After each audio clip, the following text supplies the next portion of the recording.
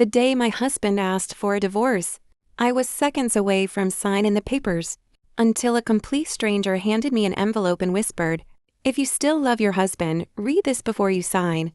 My name is Naomi Carter, and 12 years of marriage ended with 6 words I never thought I'd hear. "I want a divorce, Naomi." Vincent didn't raise his voice. He didn't accuse me of anything. He simply slid a stack of divorce papers across our dining table and stared at the floor. For a moment, I couldn't breathe. This was the same man who had promised to love me forever. The same man who held my hand through every hardship, every failure, and every dream we built together. "What did I do?"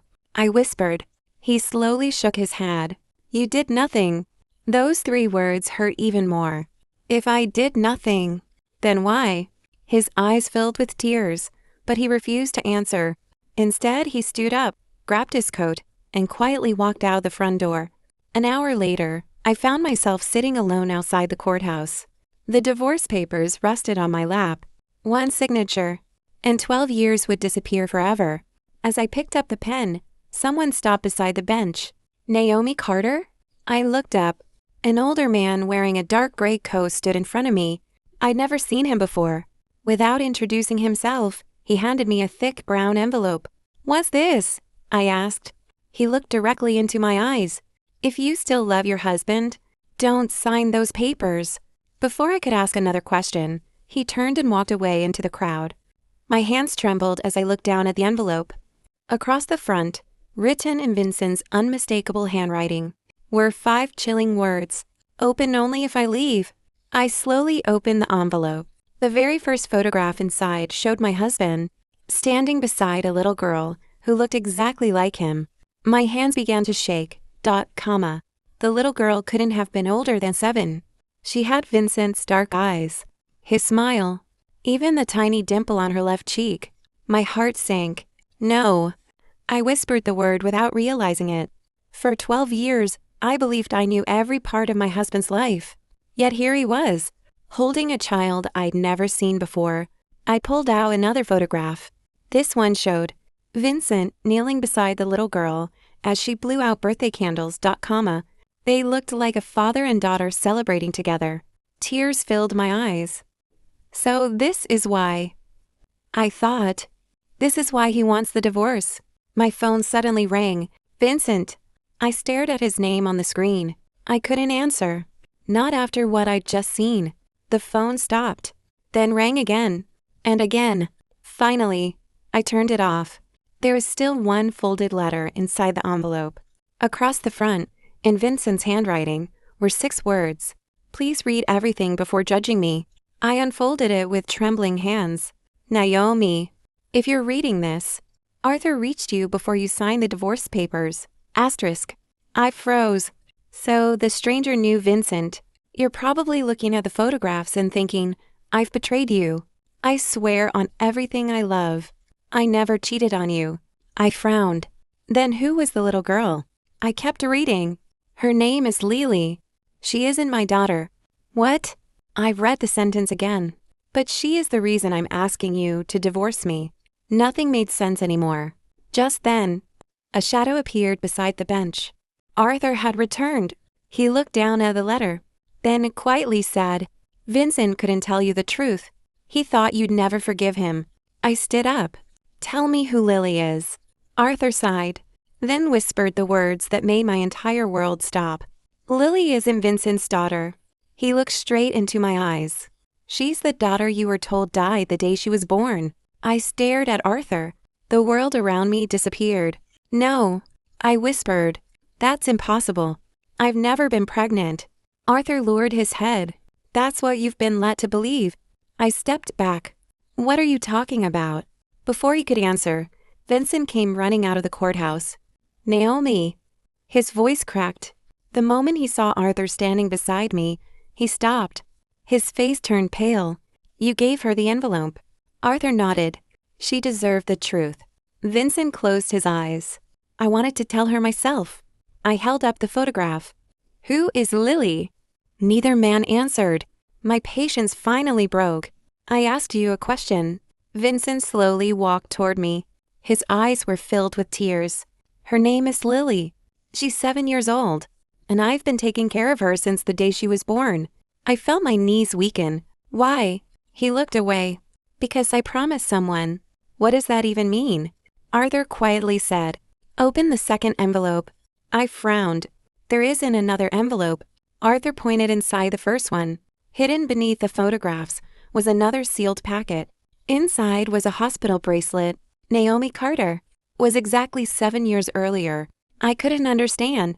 I've never been in this hospital.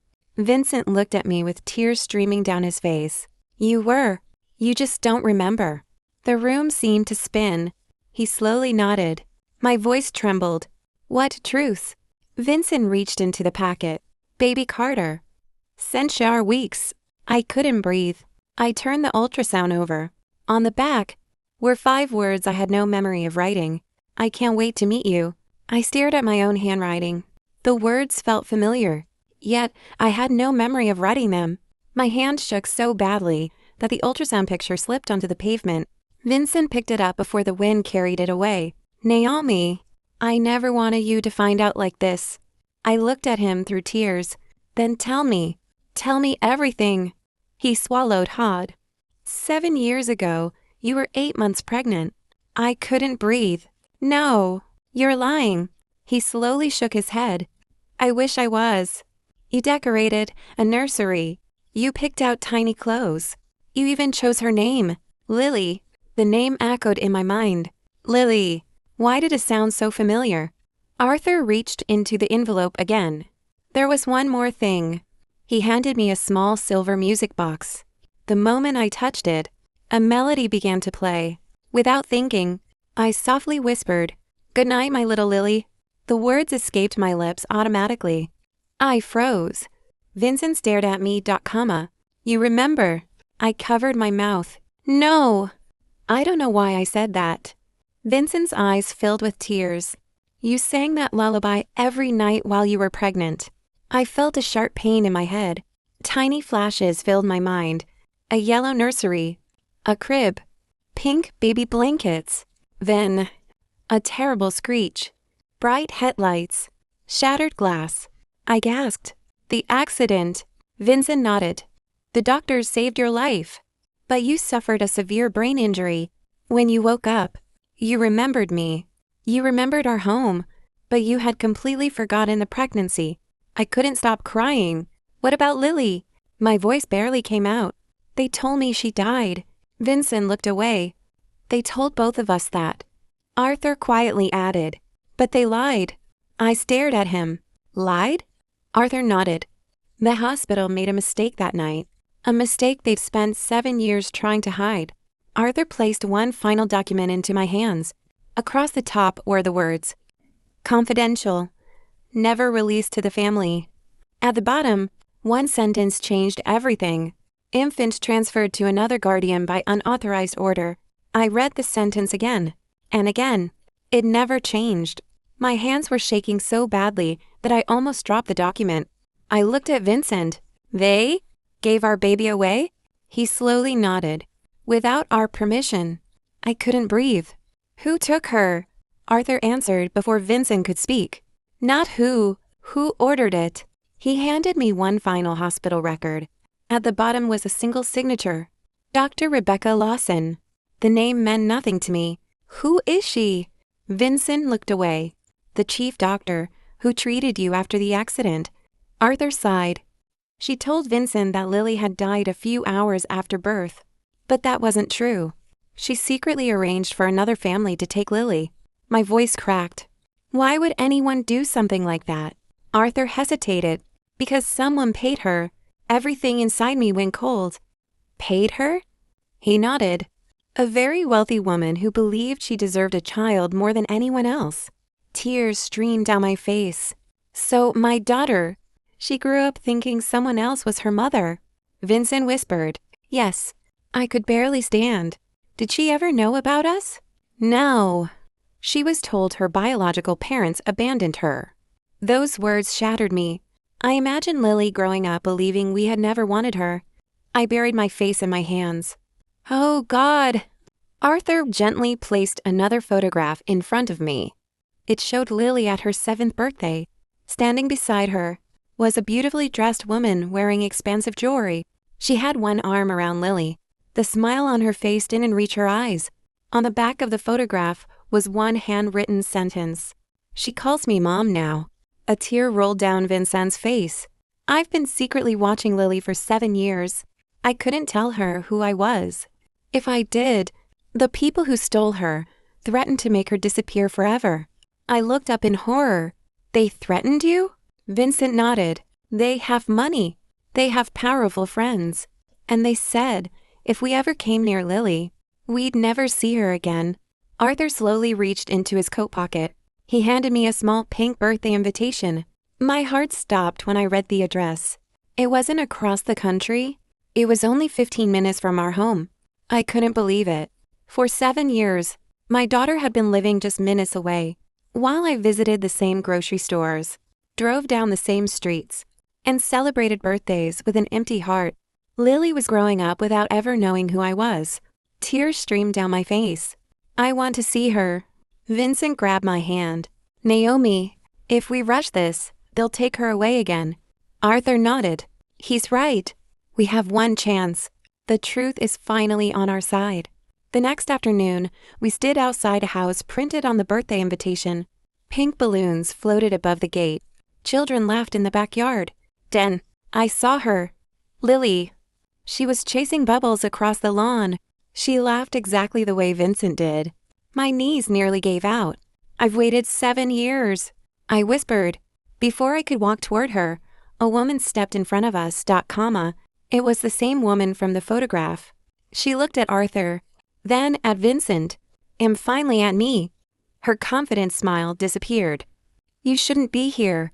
Arthur quietly handed her the confidential hospital file.